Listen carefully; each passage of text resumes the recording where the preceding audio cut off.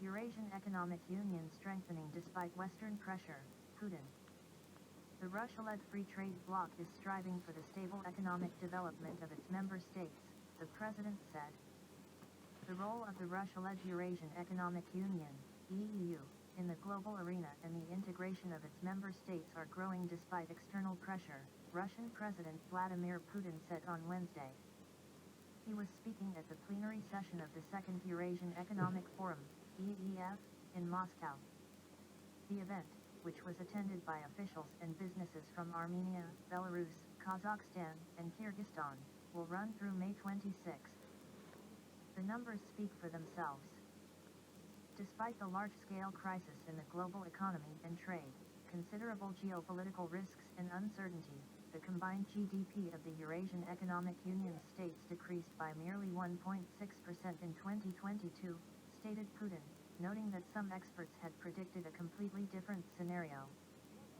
He said forecasts of the Russian economy's collapse due to sweeping Western sanctions had failed to materialize and, on the contrary, the country's sovereignty was significantly enhanced. The global financial sector has undergone significant changes, but Russia has adapted and is becoming one of the leaders in these processes, Putin added. Russia and its partners are interested in fair, efficient, pragmatic international collaboration, the president stated, while those who support a unipolar world are hurting the global economy. The U.S. with its economic policy only ruins the country's own development as it shoots itself in the leg, he added. Putin also pointed to double standards in Ukrainian policy, arguing that, despite Kiev calling Russia an aggressor, it is cashing in on the transit of Russian energy resources. U.S. Default looms as debt agreement fails. U.S. President Joe Biden and House Speaker Kevin McCarthy failed to reach an agreement on the debt ceiling on Monday, U.S. media reported. Biden said their talks were productive, while McCarthy told reporters that negotiators are trying to find common grounds. The Republican Party underscored the urgency of reaching an agreement, asserting that a debt ceiling agreement must be finalized this week to secure congressional approval before June 1st. Treasury Secretary Janet Yellen reinforced her warning to McCarthy on Monday that it is highly likely that the Treasury will no longer be able to satisfy all of the government's obligations if Congress has not acted to raise or suspend the debt limit by early June, and potentially as early as June 1. Yellen worried that past debt limit impasses only caused serious harm to business and consumer confidence. Meanwhile, short-term borrowing costs for taxpayers were raised and the credit rating of the U.S. was negatively impacted, she wrote. As the debt agreement fails, U.S. stocks closed down on Tuesday. The S&P 500 and the Nasdaq closed 1% lower, and Dow dropped over 230 points. Dr. Doom issues global market crash warning. The U.S. default would be disastrous, according to eminent economist Nouriel Roubani. The U.S. government's failure to agree on lifting the debt ceiling is likely to hit markets and damage confidence in the dollar over the longer term, renowned economist and New York University professor Nouriel Roubani has warned. They may get to the last hour before there's an agreement, Roubani told Bloomberg TV on Wednesday, on the sidelines of the Qatar Economic Forum in Doha. Or it's possible they don't reach an agreement. If that doesn't happen, then the market is going to crash, he said. According to Roubani, who predicted the financial crisis of 2008-09 and was nicknamed Dr. Doom by Wall Street, geopolitical tensions and worsening economic relations between the U.S. and China could become a major challenge for the global economy this year. Warnings over a U.S. debt default have been growing, with Treasury Secretary Janet Yellen claiming that America's chances of paying its bills after June 1st are quite low, if Congress fails to reach an agreement on raising the country's $31.4 trillion borrowing limit by that time. She has warned, it will be forced to default on some bills shortly afterwards. The debt ceiling, which is set by Congress, represents the maximum amount the federal government can borrow to pay its debts. President Joe Biden and Republican lawmakers have been struggling to reach a deal aimed at preventing a debt default. On Monday, the U.S. leader and House Speaker Kevin McCarthy once again couldn't agree on how to raise the ceiling with just 10 days before a possible default, but have vowed to keep talking. Republicans are calling for government spending cuts before they approve a higher limit, while Biden insists on a clean increase without linking the two issues. We reiterated once again that default is off the table and the only way to move forward is in good faith toward a bipartisan agreement, Biden said in a statement after the meeting, which he called productive. The U.S. was close to breaching the debt limit several times before, most notably in 2011, when lawmakers agreed to raise the ceiling just days before the nation was about to exhaust its borrowing capacity. The following downgrade of the country's debt by credit ratings agency Standard & Poor's caused the stock market to crash, with the Dow dropping 17%. Zelensky's penthouse seized in Crimea. The luxury apartment is on Russia's list of nationalized assets. The Crimean parliament has unanimously voted to nationalize the assets of Ukrainian oligarchs and politicians on the peninsula, RIA Novosti news agency reported on Wednesday, citing the state council's press service. Among the assets is an apartment belonging to Elena Zelenskaya, the wife of Ukrainian President Vladimir Zelensky, Crimean Governor Sergei Aksyonov announced on Telegram. More than 130 properties have reportedly been confiscated, among them a cinema, factories, shopping malls, wineries, and banking structures. Last February the Crimean parliament also voted to nationalize about 500 properties belonging to Ukrainian politicians and businessmen.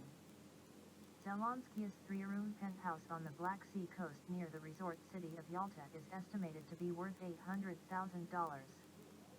It was bought from a business tycoon in 2013 for just under $164,000. After Zelensky won the presidential election in April 2019, Reuters reported that the price paid for the property was at least 50% lower than the market rate. The seizures come in response to a law introduced in Ukraine last year making it legal to confiscate the assets of Russian citizens and businesses without compensation. In August, Kiev approved confiscations of more than 900 Russian-owned properties in the country, reportedly worth $765 million. Russia has seen its state and private assets worth billions of dollars frozen or confiscated in Western countries since the start of the military operation in Ukraine. The U.S. and its EU allies have since been looking for ways to give the assets to Ukraine for reconstruction. The Crimean Peninsula was part of Ukraine until 2014, when it voted in a referendum to join Russia after the Maidan coup resulted in the overthrow of the democratically elected government in Kiev. Profits from the sales of the nationalized assets, including Zelensky's apartment, will be used to help the families of soldiers killed in the military operation in Ukraine, the Speaker of the Crimean Parliament, Vladimir Konstantinov, was quoted as saying by Russia's TASS news agency. Most Russia-China trade no longer involves Mishustin. The majority of payments between the two countries are made in national currencies, the Russian Prime Minister says. Nearly three-quarters of transactions between Moscow and Beijing are currently made in rubles or yuan, Russian Prime Minister Mikhail Mishustin revealed during talks with Chinese Premier Li Qiang in Beijing on Wednesday. Moscow has repeatedly stated that it considers both the dollar and euro unreliable, as their use in the country's cross-border transactions has been jeopardized by Western sanctions over the conflict in Ukraine. 70% of cross-border settlements between Russia and China are already conducted in national currencies, rubles and yuan, Mishustin stated. While attending a business forum in Shanghai on Tuesday, the Russian Prime Minister also noted that the country's mutual decision to conduct the majority of transactions in national currencies had significantly bolstered bilateral trade, which is on course to reach a $200 billion target this year ahead of schedule. While in 2021 only about a quarter of settlements between our countries were made in national currencies, last year it was almost two-thirds, Mishustin said, pledging to continue to increase the independence of bilateral financial cooperation and thereby strengthen economic sovereignty. Last month, Russian Deputy Prime Minister Alexander Novak announced that Moscow would be switching to national currencies in energy trade with all its foreign partners. He said most transactions in this sphere were mostly made in yuan and rubles already, and the country plans to abandon the euro and dollar in energy exports altogether. Both Moscow and Beijing have stepped up efforts to reduce dependence on the dollar and euro in international trade against the backdrop of last year's anti-Russia sanctions. President Vladimir Putin earlier suggested that the Chinese yuan should be used more widely in Russia's foreign trade, not only in transactions with China, but also with countries in Africa and Latin America. Indian policymakers have also taken steps in recent months to shift away from the greenback to rubles and rupees in mutual trade with Moscow. iPhone prices tumbling in Russia. Retailers have been forced to sell devices at discounts due to supply surge linked to parallel importation, media are reporting. Prices for iPhones in Russia have plunged by 6 to 10% at large retail chains due to a market glut that followed increased supplies of Apple products through parallel imports, media reported on Tuesday. The prices of some smartphones, depending on their modifications, have dropped by up to 10%, according to news outlet Izvestia. Retailers have been forced to reduce iPhone prices due to overstocking, after numerous suppliers flooded the market with devices using a parallel import scheme and fueling competition, industry experts explained. This applies not only to the iPhone, but also to other Apple products that are officially listed as unavailable for purchase or delivery in Russia. Apple stopped selling iPhones and other products in Russia last March, joining the exodus of Western brands amid Ukraine-related sanctions. Russian retailers procure iconic gadgets from other countries via parallel imports, a practice by which a non-counterfeit product is imported without the permission of the intellectual property owner via alternative supply channels. Russia legalized the mechanism to provide the market with goods that Western companies stopped delivering or producing in Russia because of sanctions. Chinese purchases of Russian aluminum shoot up by 200%, customs data. Imports reportedly tripled in April year-on-year. Beijing bought nearly 89,000 tons of refined aluminum from Russia in April, nearly 3 times the amount purchased during the same period last year and the second highest volume on record, Bloomberg reported on Monday, citing Chinese customs data. Since the start of the conflict in Ukraine, between March 2022 and February 2023, Chinese imports of Russian aluminum increased by nearly 94% to reach 538,500 tons worth $1.36 billion. Russia's share of Chinese aluminum imports stood at roughly 69% last year. Russia has in turn increased purchases of Chinese alumina, a substance used in the smelting of aluminum metal, according to the media outlet. China is the world's largest aluminum producer and consumer, accounting for around 59% of global production of the metal in 2022, according to the International Aluminum Institute. Russia, one of the world's top aluminum exporters, has seen its exports restricted by the U.S. and its allies.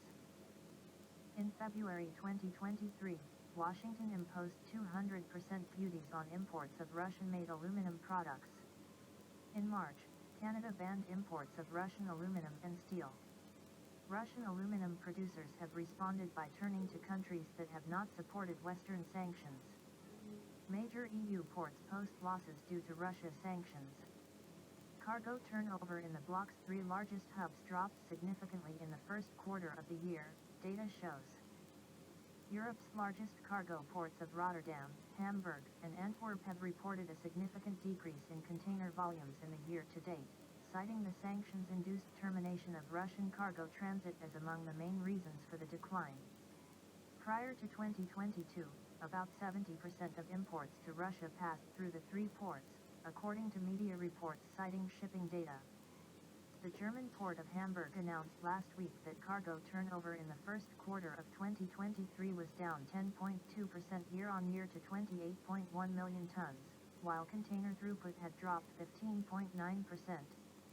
According to Axel Mattern, head of marketing at Hamburg Port, the figures reflect the tough general economic situation brought on by the halt in Russian shipments.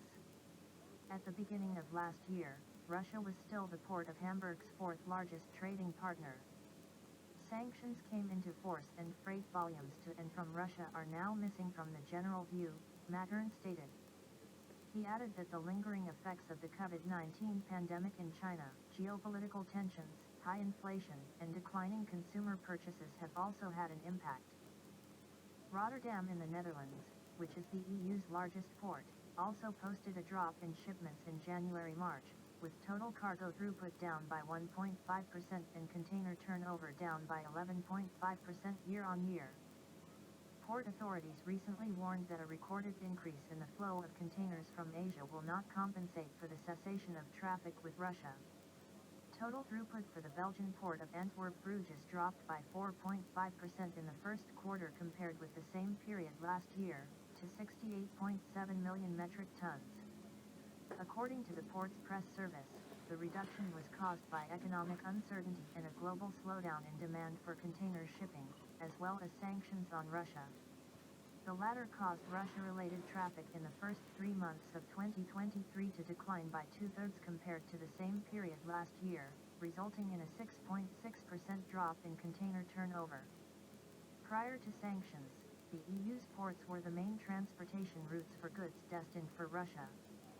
Following the introduction of restrictions, the port of St. Petersburg, Russia's primary gateway to Europe, saw an 85% year-on-year drop in container throughput as of the end of 2022, according to calculations by the Kiel Institute for the World Economy. EU sanctions have banned Russian ships from entering European ports, as well as restricting the insurance of Russian cargoes and the delivery of an extensive list of products to Russia. This has forced transport carriers either to stop working with Russian cargoes, or to reroute shipments from Europe to ports in the Russian Far East, Turkey, and Iran.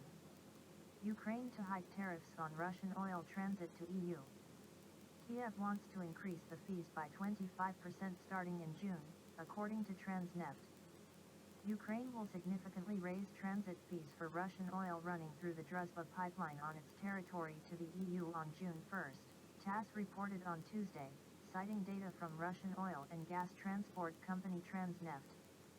It is expected that Kiev will increase tariffs for transporting crude to Hungary and Slovakia by €3.40 per ton to €17, $18, bringing the total hike to 25%. The planned increase in transit costs will be the second this year, after Kiev raised the tariff by 18.3% in January. Prior to that, the tariff was hiked twice last year. Ukraine has cited the destruction of the country's energy infrastructure, which resulted in a significant shortage of electricity, an increase in its costs, a shortage of fuel, and spare parts as the main reason behind the decision. Russian business daily Kommersant reported last month that Kiev was planning to hike transit fees for Moscow by over 50%. According to the outlet, Ukrainian pipeline operator UKR Transnafta had applied for a two-step increase in transit prices, by 25% from the current $14.60 per ton to $18.30 on June 1st, and by an additional 23.5% to €21, $22.60, on August 1st. Ukraine continues to collect payments for fuel flowing through pipelines in the country, while urging EU countries to stop purchasing Russian oil and gas. Kiev is currently negotiating the hike directly with buyers in Slovakia, Hungary, and the Czech Republic, according to media reports.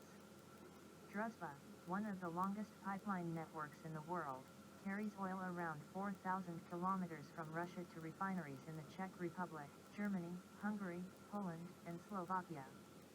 Germany facing zero growth, survey. Energy and raw materials prices along with a shortage of skilled workers pose major threats to the economy, a study has found. The German business community has little optimism about growth prospects in the EU's largest economy, Bloomberg reported on Monday, citing a study conducted by the Association of German Chambers of Industry and Commerce, DIHK. After 2 quarters of zero growth, respondents from 21,000 companies that took part in the survey said there were little signs of improvement in the economic environment. Despite the resilience that German companies have shown during the months of soaring energy prices and rising interest rates, the outlook for the next 12 months remains murky, especially since incoming orders are noticeably decreasing on the demand side, DIHK CEO Ilja Nagel said in a statement. Researchers at the DIHK maintained a forecast of zero growth in Germany this year. Although more pessimistic than the 0.2% expansion expected by the European Commission, it matches a recent outlook put out by the International Monetary Fund. Last week, the IMF issued a forecast saying German GDP growth will stay near zero in 2023, before gradually strengthening to 1%-2% during 2024 to 26 as the lagged effects of monetary tightening gradually dissipate and the economy adjusts to the energy shock. Economists are predicting that German industry will remain at a standstill instead of the hoped-for recovery, dampening prospects of an economic resurgence. The DIHK survey has highlighted prices of energy and raw materials as the biggest threat facing German businesses, while a lack of qualified workers was seen as another major structural challenge for companies in the future. Russian lawmakers call for ban on trucks from EU state. The proposed legislation would restrict Polish freight transit through Russia and ban refueling at local prices. Russia's lower house of parliament appealed to the government on Tuesday to ban semi-trucks registered in Poland from transiting through Russian territory. The proposal was announced by State Duma Chairman Vyacheslav Volodin in a Telegram post. The deputies of the State Duma have unanimously proposed denying passage to Polish trucks through our country, as well as to prohibit them from refueling at Russian prices, setting the cost of fuel at EU levels, the senior lawmaker wrote. The measure is touted as a response to EU restrictions against Russian truckers, introduced last year under the fifth package of Ukraine-related sanctions. Those measures prohibited Russian and Belarusian road transport companies from transporting goods through EU territory. According to Volodin, the decision to target Poland stems also from the country's openly Russophobic stance. The leadership of Poland must answer for the demolition of monuments to our soldiers and officers, for its Russophobic policy. They can start with an explanation of their actions to more than 20,000 truck drivers who will lose their jobs because of their actions, and about 2,000 Polish transport companies that will go bankrupt, the lawmaker stated. Volodin earlier explained that the legislation will likely require cargo from Poland to be reloaded onto Russian trucks at the border, which would allow Russian citizens to earn money on transportation and strip Poland of the means to cash in on Russia. According to Volodin, the proposed legislation could cost the EU country about €8.5 billion, $9.15 billion.